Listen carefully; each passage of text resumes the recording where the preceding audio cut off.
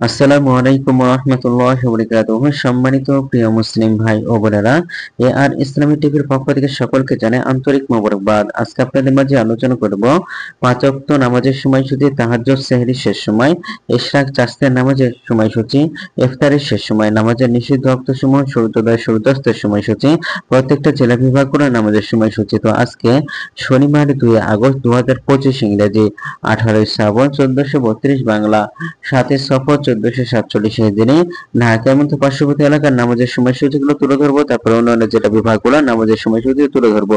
এর সাথে একটি লাইক দিয়ে চ্যানেলটি সাবস্ক্রাইব করে পাশে থাকবেন।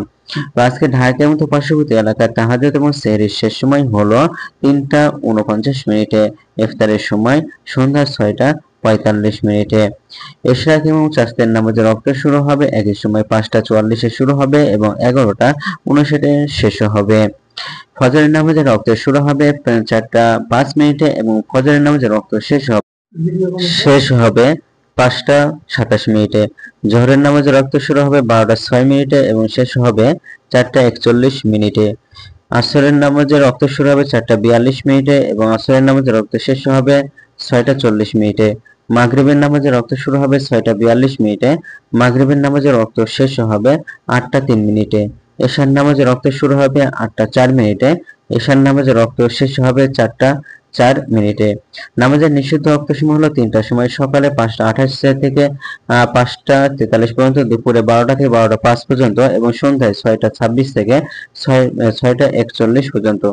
আজকে সূর্যাস্ত যাবে 6টা 41 মিনিটে। আজকে সূর্যোদয় হবে 5টা 27 মিনিটে। এগুলো ঢাকা এবং পার্শ্ববর্তী এলাকার নামাজের সময়সূচি। এখন আলোচনা করব বিভাগীয় শহরের জন্য উল্লিখিত সময়ের সঙ্গে। যেসব বিভাগের সময় আপনি যোগ বিয়োগ করবেন তা হলো এই: বিয়োগ করবেন চট্টগ্রামে 5 মিনিট এবং সিলেটে 6 মিনিট কম করবেন। ঢাকা এবং পার্শ্ববর্তী এলাকায় যে নামাজের সময়সূচিটা রয়েছে সেখান থেকে চট্টগ্রামে 5 মিনিট এবং সিলেটে 6 মিনিট কম করে গণনা করবেন, তাহলেই হবে।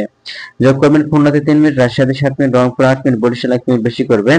ঢাকা এবং পার্শ্ববর্তী এলাকায় যে নামাজের সময়সূচি আলোচনা করলাম সেখান থেকে কয়েকটা বিভাগে বেশি করবেন। তো আজকের ভিডিওটি পর্যন্ত ছিল। আর এই সূত্রগুলো নিয়েছি ইসলামিক ফাউন্ডেশন থেকে। ভিডিওটি ভালো লাগলে অবশ্যই চ্যানেল সাবস্ক্রাইব করে পাশে থাকবেন।